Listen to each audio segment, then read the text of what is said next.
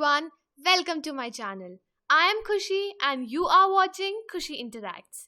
In our previous sessions of this series, we have completed 2 parts of the French Revolution from 9th standard, and today we are going to continue by the 3rd part, and most probably I will try my level best to complete this entire chapter in this part itself.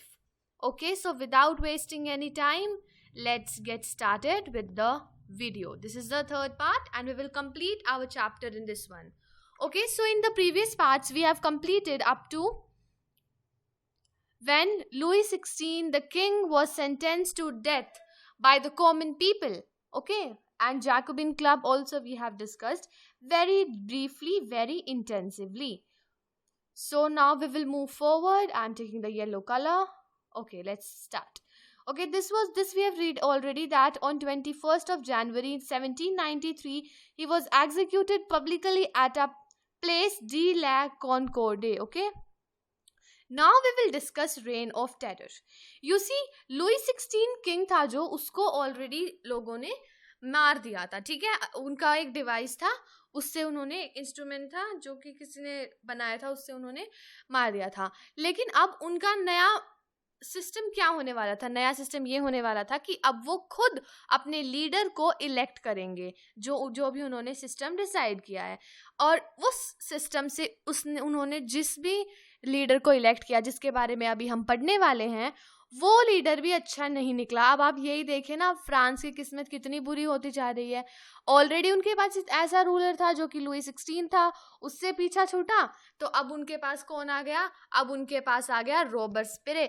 उनको लगा ये अच्छा leader है और ये France को, it will take France to greater heights of progress and development and many other things and equality among all the 3 estates. अब तो वैसे एस्टेट्स तो खत्म ही हो चुकी थी, आप ये मान सकते हैं, क्योंकि सबको इक्वल राइट्स मिल गई थी. ठीक है, लेकिन कुछ ऐसा हुआ, इस रेन ऑफ टेरर बोला गया इस पूरे पीरियड को, जिस पीरियड में रॉबर्टस्पिरे रूल करता था. ऐसा क्यों था, अभी हम आगे पढ़ेंगे. इसका पीरियड कब तक था? 1793 टू 1794, बस इतना ही.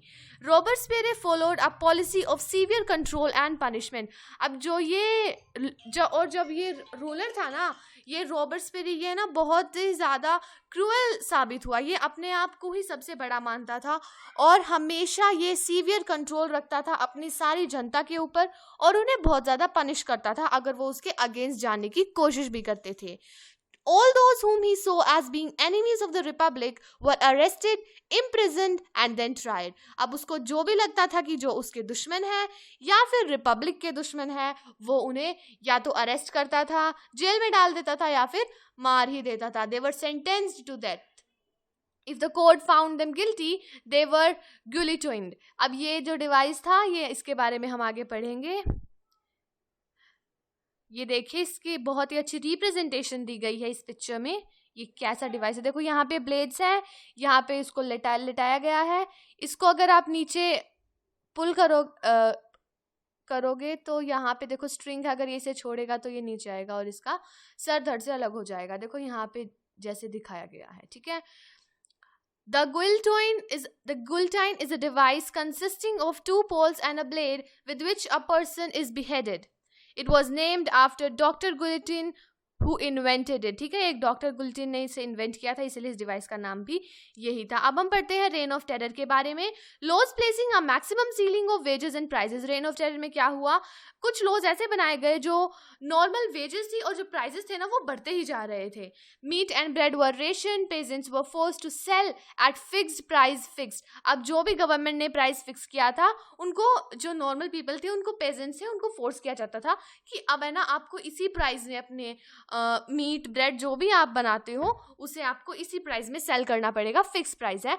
और जो भी ज़्यादा एक्सपेंसिव वाइट फ्लोर यूज़ करते थे, वो फॉरबिड कर दिया गया था. ठीक है, the use of more expensive white flour was forbidden. All citizens were required to eat the pain de galette. ये फ्रेंच लैंग्वेज में लिखा हुआ है, इसका मतलब है इक्वालिटी ब्रेड, मतलब सबको एक ही जैसा ब्रेड, मतलब ब्रेड खाना होगा. वैसे है ना, वहाँ पे सब ब्रेड ही खाते थे क्योंकि वही उनका स्टेपल फूड था, तो वहाँ पे सब ब्रेड खाते थे. तो कोई एक्सपेंसिव वाइट फ्लोर वाला खाता था, कोई नॉर्मल खाता था.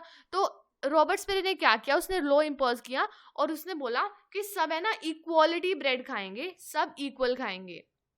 Instead of the traditional Monsieur, Sir and Madam, Citoyen and Citoyenne was used. पहले क्या यूज किया जाता था? Sir and Madam. अब उसने रॉबर्ट स्पिरी ने क्या कर दिया, अब क्या यूज होता है? Citoyen and Citoyenne, citizens जिन्हें बोलते हैं, जो यूज किया गया. ठीक है. Churches were shut down and their buildings converted into barracks और ऑफिसेज. रॉबर्ट स्पिरी ने क्या काम किया जिससे लोगों में ना बहुत ज्यादा क्रोध डेवलप हो गया. उन्होंने क्या किया, जो भी चर्चेस थे ना उनको है ना उन्होंने अपने बैरक्स और ऑफिसेज में कन्वर्ट कर लिया और चर्चेस को क्या कर दिया, शट डाउन कर दिया. Robespierre pursued his policy so relentlessly that even his supporters began to demand moderation. अब जो रॉबर्ट स्पिरी के सपोर्टर्स थे, हम बोल सकते हैं कि जेकोबिन क्लब उसका सपोर्टर था, क्योंकि उसी ने तो उसे इलेक्ट करके बनाया था. वो लोग भी है ना उससे अब मॉडरेशन मानने लगे कि आप है ना इतने क्रूअल क्यों बन रहे हो, आप है ना थोड़ा सा मॉडरेट बन जाओ, थोड़ा सा लोगों पे दया करो, इतने क्रूअल्टी से आप क्यों सबको पनिशमेंट देते हो. ठीक है. Finally he was convicted by a court in July 1794 को उसको कोर्ट में पेश किया गया. He was arrested and the next day sent to guillotine. अब यहाँ पे देखो, ये रॉबर्ट स्पिरी है, इसका भी यही हाल हुआ जो ये सबका हाल करता था. लोगों ने इसे ही पकड़ के उसी इंस्ट्रूमेंट पे मार डाला. अब देखो लुई 16 जो था, लुई 16 जो किंग था, उसका राज खत्म हो चुका था. ठीक है. और अब उसके बाद कौन आया था? लुई 16 के बाद आया था रॉबर्ट स्पिरी. उसका भी राज इन्होंने खुद ही खत्म कर दिया. अब क्या आ गया, अब आ गई डायरेक्टरी रूल्स फ्रांस. अब है ना लोगों में ना थोड़ी समझ आ गई, वो ये सोचने लगे कि अगर हम एक ही रूलर बनाएंगे तो उससे कोई फायदा नहीं है, वो अपना इंडिपेंडेंट चार्ज लेगा और फिर उसका वही प्राइड जाग जाएगा और सबके ऊपर वो ऐसे ही क्रुएलिटी से बिहेव करेगा. इसलिए हम है ना एक डायरेक्टरी बनाते हैं जो पूरे फ्रांस को रूल करेगी. मतलब किसी भी एक की इंडिपेंडेंट पावर नहीं होगी, हम है ना पावर को डिवाइड करेंगे. तो इसमें इन्होंने क्या किया, a directory rules France. The fall of the Jacobin government allowed the wealthier middle class to seize power. अब देखो, पहले जब लुई 16 था तो कौन पावरफुल था? ऑब्वियसली जो वेल्दियर पीपल थे, जो क्लर्जी और नोबिलिटी वाले थे, वो पावरफुल थे. ठीक है. उसके बाद जेकोबिन क्लब आया, उसमें कौन थे? उसमें थे स्मॉल पेजेंट्स थे, लैंडलेस लेबर्स थे, आर्टिस्ट थे. ठीक है. वो थोड़े कम इंपॉर्टेंट पीपल थे सोसाइटी के, ऐसा ये मानते हैं, उनका रूल था. ठीक है. उसके बाद इन्होंने क्या किया, उन्होंने खुद ही अपने लीडर को मार दिया जो कि था रॉबर्ट स्पिरी. उसके बाद एक डायरेक्टरी आई फ्रांस में जिसने जेकोबिन गवर्नमेंट को गिरा दिया. और अब क्या रूल कर रहा था? दोबारा से वेल्दियर मिडिल क्लास पावर में आ गई. उन्होंने क्या किया, उन्होंने दोबारा से अपना नया कॉन्स्टिट्यूशन बना दिया और जो उन्होंने राइट टू वोट्स दी थी गरीब लोगों को भी, उसको भी उन्होंने हटा दिया. वो बोले that we will not allow, they did not allow non-propertied man to give vote. ठीक है, to cast their vote. It provided for 2 elected legislative councils. These then appointed a directory and executive made up of 5 members. अब है ना, जब ये directory बनी ना तो इन्होंने ना कुछ सीख ली. पहले जो हो रहा था फ्रांस में, इन चीज़ों से इन्होंने सीख ही ली. और क्या सीख ली? उन्होंने सोचा कि अगर हम एक ही रूलर इलेक्ट करेंगे, एक ही लीडर इलेक्ट करेंगे, तो क्या करेगा वो रूलर? खुद का ही इंडिपेंडेंट चार्ज लेके, खुद को ही राजा समझ के वो फिर से ऐसे ही मतलब लोगों के ऊपर अत्याचार करेगा. तो इससे अच्छा ये है हम 2-3 बॉडीज बनाते हैं और वो एक दूसरे के ऊपर नजर रखेंगी, एक दूसरे के लिए अकाउंटेबल रहेंगी, ताकि फिर कोई एक अपना इंडिपेंडेंट चार्ज ना ले सके. तो इन्होंने 2 बॉडीज बनाई, एक डायरेक्टरी और एक एग्जीक्यूटिव, जिसमें 5 मेंबर्स थे. ठीक है. इसे क्यों बनाई गई? This was meant as a safeguard against the concentration of power in a one man executive under the Jacobins. अब ये बोला ना, जेकोबिन्स ने जो गवर्नमेंट सेटअप की थी ना, उससे इनको थोड़ी सीख मिली और उन्होंने ये किया. So however the directors often clashed with the legislative councils who then sought to dismiss them. लेकिन फिर भी क्या होता था, जो डायरेक्टर और जो लेजिस्लेटिव काउंसिल थी ना, वो आपस में उनकी भिड़ंत होती रहती थी, वो आपस में ही लड़ते रहते थे. तो अभी पॉलिटिकल इंस्टेबिलिटी बहुत ज़्यादा हो गई थी, क्योंकि फ्रांस के अंदर जो लीडर्स हैं वो खुद ही आपस में लड़ रहे हैं. तो जो फ्रांस के बाहर के जो देश हैं, वो ये सोच रहे थे क्यों ना हम ही फ्रांस के ऊपर कब्जा कर ले. तो उसको बचाने के लिए जो मिलिट्री डिक्टेटर था फ्रांस का, जो मिलिट्री लीडर था नेपोलियन बोनापार्टी, उसने डिसाइड किया कि अब मैं चार्ज लेता हूँ, मैं लीडर बनता हूँ. उसे ना पॉलिटिकल कुछ भी नॉलेज नहीं थी, लेकिन फिर भी उसने अपना चार्ज लिया। क्यों? अपने फ्रांस को, अपने नेशन को उसने बचाने के लिए। ठीक है, इसके बारे में हम आगे डिस्कस करेंगे। पहले हम बहुत ही इंपॉर्टेंट चीज डिस्कस करते हैं कि did women have a revolution, कि जो औरतें थी उनका भी क्या रिवोल्यूशन चल रहा था, उनके बारे में हमने कुछ ज्यादा तो पढ़ा नहीं। आप ये देखो, हर जगह हम यही पढ़ रहे हैं, मैन, सिटीजन। ठीक है, कहीं भी हमने वुमेन पढ़ा? नहीं पढ़ा, क्योंकि उनको है ना कभी कंसिडर ही नहीं किया जाता था, और उनको एक टाइम पे तो पैसिव सिटीजन घोषित कर दिया था। तो विमेन क्या करेंगी? वो चुप नहीं बैठने वाली, उन्होंने खुद ही अपने ग्रुप्स बनाना शुरू कर दिए।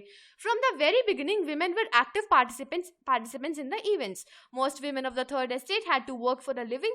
These women did not have access to education or job training. जो थर्ड एस्टेट की जो पुअर विमेन थी, उनको अपना घर चलाने के लिए बाहर काम करना पड़ता था, लेकिन है ना उनको कोई भी जॉब ट्रेनिंग नहीं दी जाती थी। So they were kind of very struggling environment में रहती थी वो। ठीक है, working women also had to care for their families, that is to cook, fetch water etcetera, ये सब उन्हें काम करने पड़ते थे। Their wages were lower than those of men. ये तो ना आज तक चलता आ रहा था कि जो विमेन है उनकी वेजेस मेन से कम ही होंगी, चाहे वो उनसे बेहतर ही क्यों ना काम कर रही हो। डॉटर्स ऑफ नोबल्स और wealthier members of the third estate could study at a convent after which their families arranged a marriage for them. अब देखो, दो टाइप की विमेन थी। पहली वो थी जो थर्ड एस्टेट में रहती थी, जो गरीब थी, लेकिन फिर वो काम करती थी क्योंकि उनको अपनी लिविंग चलानी है। ठीक है, अपनी लिविंग के लिए, अपने पेट भरने के लिए, अपने पूरी फैमिली का पालन पोषण करने के लिए उनको काम करना पड़ता था, लेकिन उनको कोई एजुकेशन नहीं मिली थी और ना ही उनको कोई जॉब ट्रेनिंग मिली थी। वही ऑन द अदर हैंड कौन थी? डॉटर्स ऑफ द नोबल्स और wealthier members of the society, या थर्ड एस्टेट में जो अमीर लोगों की जो बेटियां थी, वो है ना पढ़ तो सकती थी। ठीक है, they could study at a very good convent institution, लेकिन है ना उनको है ना जॉब करने की परमिशन नहीं दी जाती थी। दे वर मैरिड। ठीक है, उनको उनकी शादी करा दी जाती थी बस पढ़ने के बाद। To discuss and voice their interest, women started their own political clubs and newspapers. About 60 women clubs came up in different French cities. अब देखो, गरीब लोगों ने तो एक ही क्लब बनाया, जो किसका नाम था? जेकोबिन्स क्लब। और यहाँ पे देखो, विमेन ने अलग अलग सिटीज में अपने अलग अलग क्लब्स बना दिए। ऑलमोस्ट 60 क्लब्स उन्होंने सेटअप कर दिए, ताकि उनकी राइट्स को भी कंसिडर किया जाए, उनको अलग से ना रखा जाए, उनको पैसिव सिटीजन्स ना माना जाए, उनको भी इक्वालिटी दी जाए मेन के बराबर। और सबसे फेमस ग्रुप उनका, जब सबसे फेमस क्लब जो उनका था, वो था the society of revolutionary and Republican women. ये ठीक है, ये बहुत इंपॉर्टेंट है, आप इसको मार्क कर सकते हैं। उसके बाद आप देखो कैसे विमेन ये पैम्फलेट्स लेके अपनी राइट्स की डिमांड कर रही हैं। Votes for women meeting, okay. उनकी मेन डिमांड क्या थी? कि उन्हें ना मेन के बराबर राइट टू वोट मिलना चाहिए। But constitution of 1791 reduce them to passive citizens. उनको पैसिव सिटीजन्स बना दिया गया था 1791 के कॉन्स्टिट्यूशन में। उसके बाद उन्होंने डिमांड किया कि हमें भी राइट टू वोट चाहिए, और हमें इलेक्टेड हो, असेंबली में इलेक्ट होने का और पॉलिटिकल ऑफिस होल्ड करने का भी हमें अपॉर्चुनिटीज मिलनी चाहिए। By the revolutionary government introduce But the revolutionary government introduced laws to improve the lives of women. जब revolutionary government आई थी, हाँ उन्होंने women की conditions में सुधार किया था, improvement आया था, but इतना भी ज़्यादा नहीं आया कि हम बोल सकते हैं कि वो equal हो गई जैसे men का status है society में। Creation of state schools, schooling was made compulsory for all girls. तो ये सारी चीज़ें state schools बना दी गई थी, schooling compulsory कर दी गई थी, so फिर ये सारी जो लेडीज हैं ये पढ़ पाती थी। ठीक है, और marriage was made a contract entered into freely and registered under civil law. उसके बाद जो मैरिज है, पहले जो फादर होता था वो अपनी डॉटर की शादी करा देता था कभी भी, लेकिन अब वो सिविल लॉ के अंडर आ गया था, और अब है ना डॉटर की मर्जी चलती थी अगर वो करना चाहती है या नहीं। Divorce was made legal and could be applied for by both women and man. अब ये देखो कि पहले ना सिर्फ मेन डाइवोर्स की डिमांड कर सकते थे, लेकिन अब विमेन को भी ये राइट दे दी गई थी। Women could now train for jobs, could become artist और रन स्मॉल बिजनेसेस। ये सारी राइट्स भी दी गई थी। कहाँ पे? रिवोल्यूशनरी गवर्नमेंट आई थी जब, वहां पे। Rain of terror and women. अब रेन ऑफ टेरर में विमेन का क्या हाल हुआ? जो आया ना रेन ऑफ टेरर वालों ने क्या किया? उन्होंने सारे विमेन क्लब को बंद करा दिया। They ordered closure of women's club, political activity सारी बैन करा दी, और बहुत सारी जो प्रोमिनेंट विमेन थी जो सबसे ज़्यादा इम्पैक्ट डालती थी सोसाइटी की अदर पार्ट्स ऑफ विमेन पे, उनको अरेस्ट कर लिया गया, और बहुत ऐसे विमेन थी जिनको एग्जीक्यूट भी कर दिया गया, मतलब मार दिया गया। The movement for voting rights and equal wages चलाई थी विमेन ने। The fight for women suffrage continued for 200 years. Suffrage क्या होता है? राइट टू वोट, हमने पहले भी डिस्कस किया था सेकेंड सेशन में, और ये ना 200 साल तक चलता ही रहा। विमेन डिमांड करती रही कि हमें भी राइट टू वोट चाहिए, बट ऐसा कुछ हुआ नहीं। कब हुआ जाके बहुत लेट हम पढ़ेंगे। Women across globe carried out international suffrage movement during 19th and 20th century. अब आप देखो, इंटरनेशनल सफरेज मूवमेंट सिर्फ फ्रांस के हालात ऐसे नहीं थे, और भी ज़्यादा कंट्रीज इंटरनेशनली विमेन अपने राइट टू वोट मांग रही थी। और क्या चल रहा था 19th और 20th सेंचुरी में? International suffrage movement. Finally in 1946 that women in France won the right to vote. 1946 ऐसा ईयर था जहाँ पे विमेन को राइट टू वोट दे दिया गया। अब आप देखो कब उनको जाके वो अपना रिवोल्यूशन चला रहे थे और कब जाके उनको ये राइट टू वोट मिला। इससे अच्छा तो इंडिया में देखो, जब इंडिपेंडेंस मिली और हमारा कॉन्स्टिट्यूशन फ्रेम हुआ, उसके बाद ही सबको इक्वल राइट्स मिल गए थे। Did women have a revolution? Obviously women had a revolution, ठीक है। The colonies in the Caribbean, Martinique, Guadeloupe and San Domingo were important suppliers of commodities such as tobacco, indigo, sugar and coffee, but Europeans were reluctant to work there. This started triangular slave trade. ये बहुत important है, map marking में भी important हो सकता है triangular slave trade। अब है ना, ये बोल रहे हैं कि जो कैरेबियन की कॉलोनीज थी, जैसे जो ये यूरोप के देश है ना, ये बहुत ही ज़्यादा बड़े और पावरफुल देश थे उस टाइम के, तो ये अपने आप को बहुत ही ज़्यादा डोमिनेंट मानते थे। और जो छोटे कंट्रीज थे जैसे इंडिया हो गया, उनको है ना वो अपनी कॉलोनीज कंसिडर करते थे और वो क्या करते थे फिर वहाँ से ना, क्योंकि हमारे जैसे छोटे देशों में रिसोर्सेज बहुत ज़्यादा थे और यूरोपियन कंट्रीज़ में पॉपुलेशन बहुत ज़्यादा थी और बहुत ही डोमिनेंट थे वो, तो उनको रिसोर्सेज चाहिए थे, तो हमारे यहाँ से वो एक्सपोर्ट करवाते थे, ठीक है, एक्सपोर्ट इंपोर्ट होता था वहाँ पे।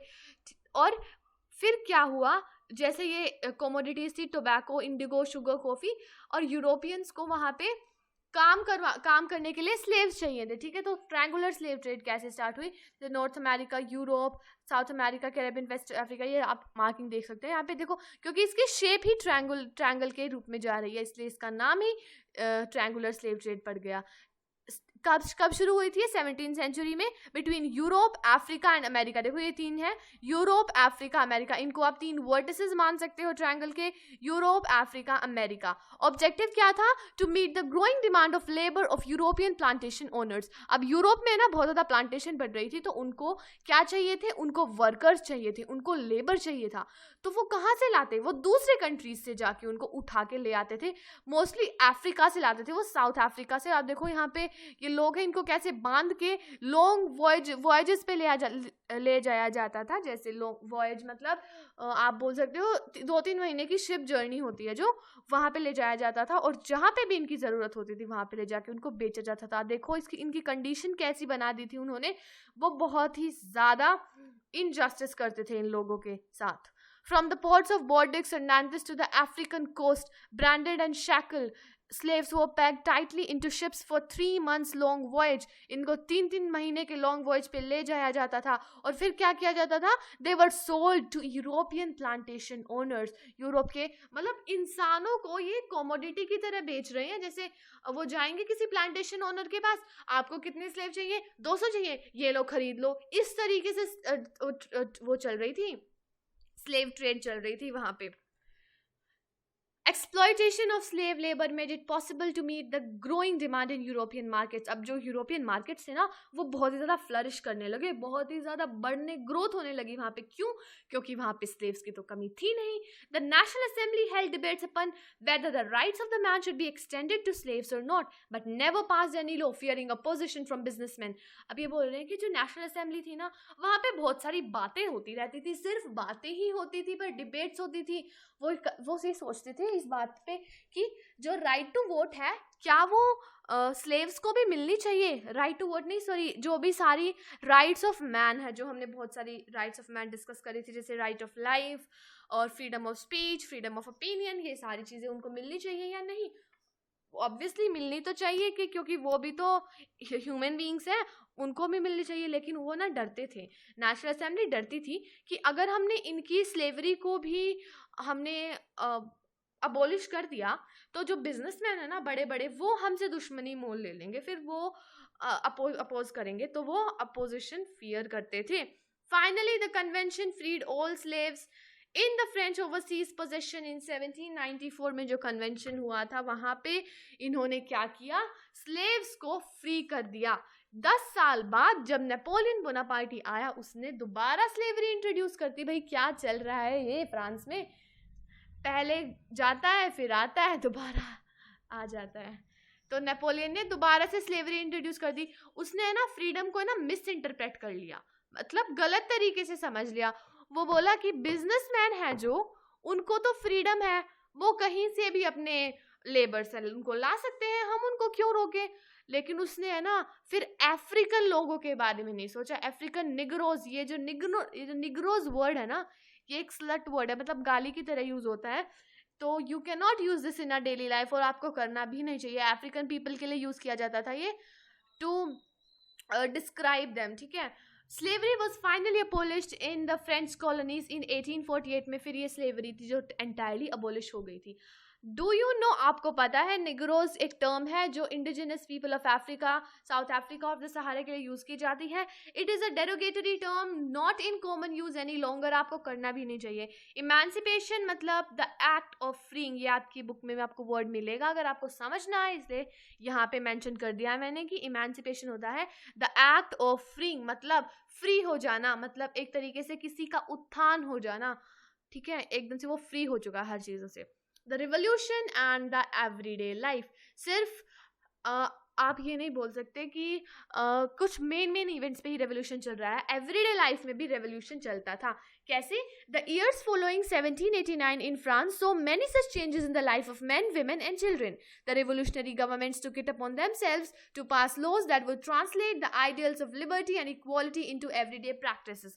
अब ये जो आइडियाज थे ना लिबर्टी और इक्वालिटी के, जो हर जगह फ्लरिश हो रहे थे फ्रांस में, ये अब एवरीडे लाइफ में भी लोग उनके ऊपर बहुत ज्यादा हाईलाइट करने लगे इनको। सेंसरशिप अबॉलिश हो गई, जैसे कॉपीराइट टाइप ऑफ नहीं होता है कि मीडिया में ना सिर्फ राजा के अच्छाइयों के बारे में ही बात करेंगे, उसके ऑपोजिशन में कोई बात नहीं करेगा, ना ही कोई अपने इंडिपेंडेंट व्यूज रख सकता है, वो है ना सब अबॉलिश हो गया था। और अब लोग है ना अपने व्यूज, चाहे वो नेगेटिव हो चाहे वो पॉजिटिव हो, वो किसी के भी सामने रख सकते हैं। और declaration of the rights of man and citizens भी वहां पे इंट्रोड्यूस हो चुका था। Newspapers, pamphlets, books and printed picture described and discuss the events and changes taking place in France. अब यहाँ पे न्यूज़पेपर, पैम्फलेट्स, बुक्स और प्रिंटेड पिक्चर्स जो थी ये बहुत ज़्यादा इंपॉर्टेंट रोल प्ले करती थी फ्रांस में जो भी हो रहा है वो लोगों तक पहुंचाने में। Freedom of the press meant that opposing views of event could be express, ये मैंने आपको बताया कि फ्रीडम ऑफ प्रेस भी अब मिल चुका था, मतलब अगर कुछ भी अपोजिंग व्यू है वो भी आप इंडिपेंडेंटली बिना किसी से डरे एक्सप्रेस कर सकते हो। Each side sought to convince the others of its position through the medium of print, मतलब प्रेस मतलब प्रिंट मतलब मीडिया बोल सकते हो, उसको अब इंडिपेंडेंट चार्ज मिल चुका था। Plays, songs and festive processions attracted large number of people. अब फिर प्लेज होने लगे, सॉन्ग्स होने लगे जिसमें वो अलग अलग तरीके के आइडियाज़ को डिस्क्राइब करते थे, फ्रीडम, लिबर्टी, ऐसे ऐसे आइडियाज़ को डिस्क्राइब करते थे। और ज़रूरी नहीं है कि जो रूलर है उसकी अच्छाइयों के बारे में ही बोलेंगे, उनकी बुराइयों के बारे में भी बोल सकते थे। They can even oppose him. Okay, conclusion हम क्या निकाल सकते हैं कि 1804 में नेपोलियन बोनापार्टी ने अपने आप को एम्परर ऑफ फ्रांस क्राउन कर लिया। Napoleon so his role as modernizer of Europe. आप देखो नेपोलियन ना अपने आप को क्या बोलता था कि मैं यूरोप का मॉडर्नाइजर हूँ, मैंने यूरोप को मॉडर्नाइज किया है, मैंने यूरोप में इतनी ज़्यादा डेवलपमेंट की है। एक्चुअली उसने की भी थी but he was not all good. बोलते हैं जैसे अ coin has both the sides, a good and a bad, हम ये एक टाइप का प्रोवर्ब इडियम टाइप है।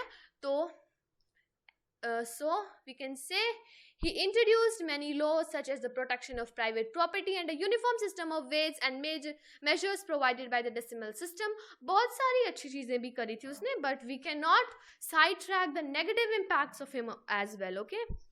So ये सब आपका conclusion में आ सकता है. Initially many saw Napoleon as a liberator who would bring freedom for the people. लोगों ने क्या सोचा कि है ना जो नेपोलियन है वो हम है ना उसको अपना लिबरेटर कंसिडर कर सकते हैं, जो हमारे लोगों के लिए फ्रीडम लेके आएगा. But soon the Napoleon armies came to be viewed everywhere as an invading force. लेकिन धीरे धीरे ना नेपोलियन के भी रंग सामने आ गए. उसने अपनी आर्मी को एक इन्वेडिंग फोर्स के तौर पे यूज किया. So he was finally defeated at the battle of Waterloo in 1815.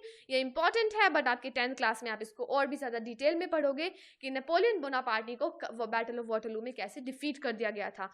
उसमें कई बात हम कंक्लूजन निकाल सकते हैं. The ideas of liberty and democratic rights were the most important legacy of the French revolution. है ना, हमें फ्रेंच रेवोल्यूशन से ना बहुत कुछ सीखने को मिलता है. आप सोचो कि बहुत सारे कंट्रीज में अलग अलग टाइप से उनको फ्रीडम हुई होगी, उनकी फ्रीडम स्ट्रगल हुई होगी, लेकिन हम फ्रांस की ही क्यों पढ़ते हैं, हम फ्रेंच रेवोल्यूशन ही क्यों पढ़ते हैं? क्योंकि ये सबसे ज़्यादा इंस्पायरिंग है. आज भी हम फ्रांस के कॉन्स्टिट्यूशन को बेस्ट कॉन्स्टिट्यूशन आई थिंक कह सकते हैं, और द बिगेस्ट रिपब्लिक नेशन भी कह सकते हैं. और उसके बहुत सारे आइडियाज़ हैं जो हमारे इंडिया में भी लोग फॉलो करते हैं. ठीक है. Soon, the idea of French Revolution spread across the globe. Colonized peoples reworked the ideas of freedom from a bondage into their movements to create a sovereign nation state. अपने India में टीपू सुल्तान और राजा Ram Mohan Roy are two examples of individuals who responded to the ideas coming from revolutionary France. कि टीपू सुल्तान और राम मोहन रॉय ने India में भी बहुत सारे आइडियाज़ पे ऐसे काम किया जो कि उन्होंने फ्रांस में फ्रेंच रेवोल्यूशन से इंटरप्रेट किए थे. अपने तरीके से उन्होंने इंस्पिरेशन ली थी. तो अभी आप देख सकते हैं हमने अपना पूरा फ्रेंच रेवोल्यूशन चैप्टर ख़त्म कर दिया था. इट कर दिया है. It is such a long chapter, लेकिन सच्ची में बहुत ही ज़्यादा इंटरेस्टिंग चैप्टर है. अगर आप इसको स्टोरी की तरह सारे इवेंट्स को और टाइमलाइन को रिलेट करते जाओगे ना, आप कुछ भी नहीं भूलोगे. और सबसे ज़्यादा इंस्पायरिंग जो हम रेवोल्यूशन बोल सकते हैं वो होता है फ्रेंच रेवोल्यूशन. तो ये चैप्टर अटमोस्ट इम्पॉर्टेंस आपको देनी है इस चैप्टर को. तो आज का सेशन हम यहाँ पे एंड कर सकते हैं क्योंकि हमने अपना चैप्टर ही फिनिश कर दिया है. एंड आई होप कि आपको समझ भी आया होगा. I really do hope that you are understanding what I am teaching. If you are understanding then please like the video, share it with your friends, and obviously 9th standard वाले लोगों को share कर दो. Subscribe to my channel Khushi interacts. hit the bell icon so that you get notified every time I upload a new video. जब नए sessions आएंगे तब भी आपको नोटिफिकेशन आ जाए. So don't forget to hit the bell icon, hit the like button. अगर आपको कुछ इम्प्रूवमेंट का स्कोप लगता है आप मुझे विदाउट हेजिटेशन कमेंट कर सकते हैं where I need to improve myself, and if you liked it then please like करके जाना. Thank you everyone. Thank you so much for watching. It means a lot. अगर आप यहाँ तक आए हो, keep learning, keep growing and keep serving. Thank you guys. Thank you so much. अगर आप अभी यहाँ तक देख रहे हो तो I am really grateful to all of you. Thank you for all your support that you are giving to me. Thank you, thank you, thank you very much. Goodbye everyone.